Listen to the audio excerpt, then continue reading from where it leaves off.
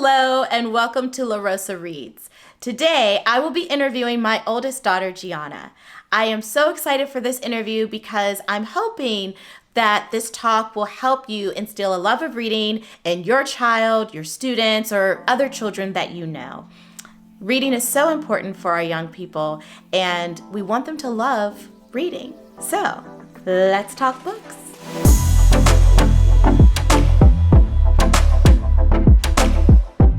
So today I have my oldest daughter with me. Introduce yourself. Hi, my name's Gianna, and I'm 9 years old, and I'm in 4th grade, and I really love books too. Well, how about that? So I have a handful of questions that I would like to ask Gianna because I think your journey, Gianna, with reading is one that a lot of kiddos could connect with and understand and relate to. So let's start with question number 1. Gianna, what are your first memories of reading? That goes back, when, I think it was, maybe when I was 4. It was, this big case, well, kind of like a case, boxes. And then they would have little tiny stories in each one of them, and every single time you would finish a story, there was a sticker pack in the back, and you would put it on this paper sheet to show that you actually read a book. And I really, really loved those books a lot. And then my sister Natalie started reading them and all that. Yeah, that's pretty cool. Now, G, do you remember me reading to you at all? Yes, I remember you reading to me a lot, a lot of picture books and stuff. That's cool, because one of the things I say as an educator that is really important is for the adults in their lives to read to them. It's so important, and even though they're so young and you're thinking, do they even understand what I'm saying? I was actually reading to Gianna and Natalie whenever they were in the womb, and just them hearing those phrases, the prosody, the way you're enunciating and the different expressions, it's really helpful to them as they become readers themselves. And so what you will find, some of the beginning stages of reading for young people is they start to memorize a book that maybe you read to them over and over and over again. And I remember, Gianna, you read Pinkalicious. Oh, Pinkalicious. Tickled Pink. Yeah. And you started memorizing, you would read the book, and you were literally saying what the book said, but although you weren't really reading the words. Yeah. Yeah. Uh-huh. Yeah, I remember doing that. See? Yeah. Get some mom points, y'all. Okay, number 2. Why did you start to no longer like reading? Because, Gianna, I keep it real, and I know you do too. You did go through a phase where you no longer liked reading, and That's putting it nicely. So tell us, what happened? Okay, so at school, they started this thing called reading levels, where it was A to Z. And Z was the highest reading level you could get, and A means you need to read better and stretch your reading to get to Z. That was your goal.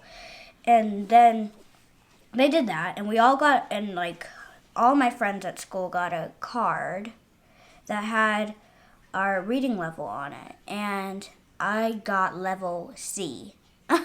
And the teachers would always push me to read books out of my comfort zone and stuff, and I wasn't really into that then, and then I just stopped reading. Yeah, it was a lot of drama, you guys. It was I was forcing you to read. It wasn't a luxury. It wasn't for fun. It was you have to read because you didn't naturally want to do it. And so, teachers, we're all very well-intentioned, and we really are trying to push our children. And the word we use at our school is stretch. And there's those just right books. They're on their level of reading. And then there's those stretch books that really kind of challenge them. And I am sorry that you kind of knew what level you were on exactly. The whole point of teachers doing that, Gianna, is for them to know where you are so that they know what to teach you to help you continue to grow as a reader. And unfortunately, for some children, they end up looking at those letters and getting really caught up into this competition or feeling bad because they're not at a level that they think they should be. So, that can happen, and it happens to a lot of children. And so it was really hard seeing that happen to you. So number 3, what made you love reading again? Because now you love to read. So what happened?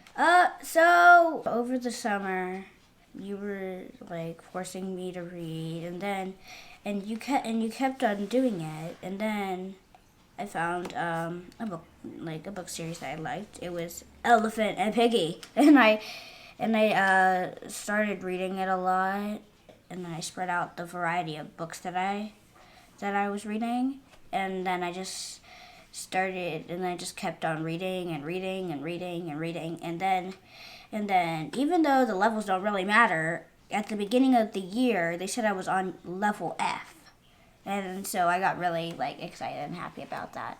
Yeah, so you were saying you went from level C to level F. Yeah. Interesting. Well, you know what, you said something, Gianna. I don't know if you remember this moment. So we actually were watching TJ Jackson's Instagram lives.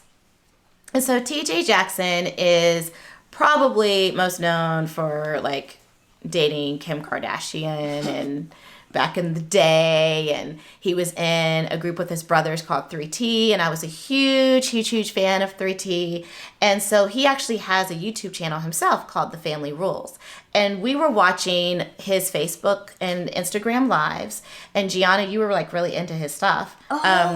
I remember this. Do you remember what he said? Yes. So he said something that was the aha moment for Gianna, and we actually were able to communicate with him. So he was talking about how much he loved his uncle Michael Jackson, and how one of the things, he was talking a lot about Michael Jackson, the Michael Jackson that he knew as an uncle, not the superstar. And so he was talking about how when he was younger, he did not like to read. He hated to read. It was such a chore for him. And one time he and his brothers were in Midtown Manhattan with Michael, and Michael Jackson sent them, Uncle Mike, or whatever they call him, Uncle Michael Jackson sent them off to the store, I believe it was a Barnes & Noble, to just go and explore. And what he said to TJ was the aha moment that you lit up on. And Michael Jackson had said to his nephew, it's not that you don't like to read. It's not that you hate reading. You just haven't found the right book. And so he told the boys to go and find a book, and, Uncle Mike was going to pay for it because, I think he could afford to buy some books for his nephews. Just saying. And so TJ was talking about how he ended up getting this book, and it just opened a whole world of love for reading for him. He found that just right book. And we're not talking about just right for the reading level. We're talking about just right, grabbing his interest and giving him a love of reading. So you were like, oh my gosh. And then you started actually looking for books and picking out things that you liked. And we told him that, and he was really happy to hear that what he said helped you. Mm-hmm. So what is your favorite genre of books? So I like graphic novels a lot. A lot. How come? I like the fun pictures, and I like just there's this thing about graphic novels that are different from other books that I really like. A comic book, but kind of more book-like. Yeah? Yeah, and so then I was like, okay. And I started to read graphic novels. I don't remember the first one I read, but the pictures inside of them. Mm-hmm. I like how I'm getting older and I'm starting to read books without pictures, but seriously, sometimes I kind of just look at the speech bubbles and just focus on those and not the pictures, and then I picture a picture in my mind, and then after I'm done reading that page or those 2 pages, I look at the actual pictures and see if I thought if what I saw like in my head was different or kind of similar. That is so awesome, G. I didn't even know that's what was going on in that little brain of yours, baby. Nobody knows what's going on in my brain. Ooh. Okay. Moving along. Gianna, where is your favorite place to read and why? Okay. You don't have to be so mysterious about that. Okay. Favorite place to read? Probably your bed. Because I'm afraid of the dark. Don't judge me. I'm afraid of the dark. I like to read in there because sometimes I read out loud to you guys, and Natalie, my little sister, also is in the bed with me and Mommy, and we snuggle in the bed and we all read our books, and I just really like reading in that place. Another place I like to read is actually school. So in the morning, we have morning reading time where, like, we get to read books that we got from the lower school library, or like books that you brought from home. And I like reading there because everything's so quiet because everybody's reading in their heads. I kind of like, whenever I read in my head, sometimes I kind of like whisper read and not exactly read in my head. And that's where I like to do that, looking at the speech bubble focus and then look back at the pictures thing that I talked to you about. I really like it. And also, I got this time to read. Everybody was like getting dismissed, like at dismissal, and I was reading my book. And then when I looked back, mostly everybody in the classroom was gone from dismissal, and I had no clue because I was so focused on my book. So, Gianna, what advice do you have for struggling young readers? Like, when I read books, like I said, I focus on the words, and like I kind of like imagine stuff in my head, because like if you think about it, reading is pretty much like setting your imagination free and just like imagining everything you read about. And that's one of the reasons why I like when they make movies about books. I like the books better than the movies, to be honest with you, because you can just like take control over like what everything looks like in the book. I love that. Books set your imagination free. Gianna LaRosa. I love that quote. All right, we have 2 more questions. They're super short and sweet. So, what is your favorite book? My favorite book, right here, is Camp by Kayla Miller. I just read this one recently, and I actually interviewed this book in my library class at school. And so pretty much it's about these 2 best friends who go to a new camp.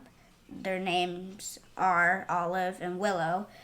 And they make a lot of new friends, or do they? Ooh, I was about to say no spoilers, but girl, you an expert at this. and I think this is a good book recommendation because like it has a lot of camp fun, and there's a little bit of camp drama in there, but not too much.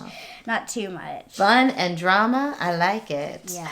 Okay, and my last question for you is, what books are you reading now? Well, my friend recommended me read this book, and another one of my friends did.